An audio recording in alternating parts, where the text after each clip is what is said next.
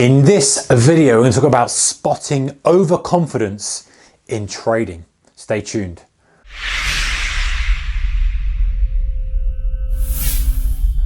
Hey traders, a very warm welcome to you. Okay, so this happens to most of us at one point in time, but it can be deadly. It can be just as dangerous as any other things.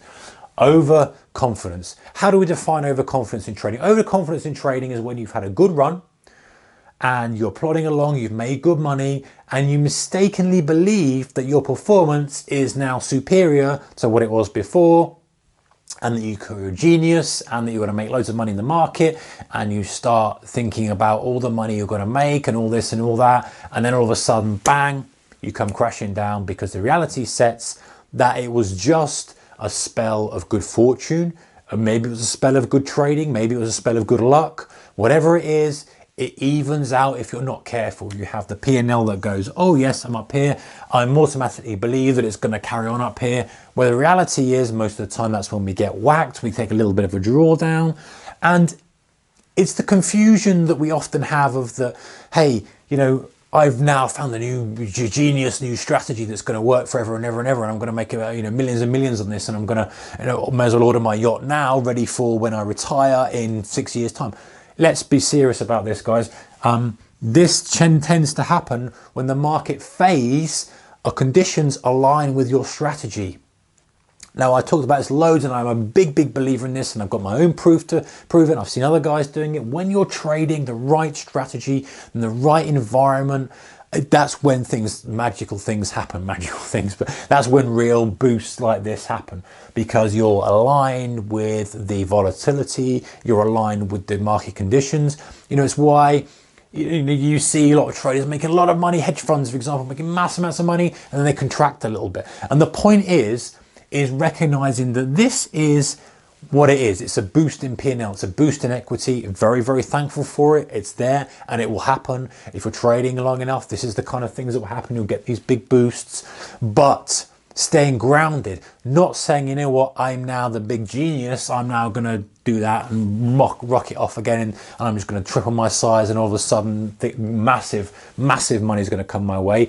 It's recognizing the difference. And when I started trading, I would speak to this trader, and he's a very good trader, and he would be making good money, and he would always be saying, hey, listen, you know what, it is what it is.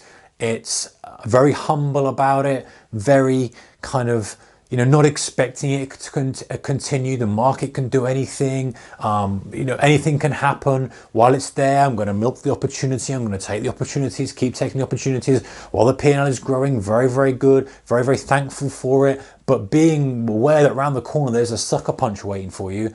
And that is the difference between somebody who's overconfident and somebody who's just accepting that it's a good run and will accept what happens tomorrow, and be prepared for it. And how do you spot the difference? Well, you spot the difference because you'll start cutting corners. You'll start not sticking to your plan. You'll start, getting away with a few things, and this will mask it. If you're in the right conditions, let's say in a bull market and you're buying dips, you'll get away with it. You'll get away with it because the market will let you get away with it for a bit. But then when things change, you won't get away with it at all. You'll get hammered even more. So recognizing that you are not overconfident is that you're saying, hey, I'm still sticking to my rules. I'm still staying humble about it. I'm still believing that damage could happen. So I need to be aware of my risk and not be guns blazing, swinging for the fences each time. By all means, adjust your trading plan to take advantage of this opportunity, but you're not doing it on the fly. You're not kind of taking excessive risk. You're not at the end of the market thinking, you know what, I've cracked this is going to happen forever. It's recognizing and staying grounded, accepting the success you're having, but not letting that change your procedure. That's the biggest thing, or change your process is a better word.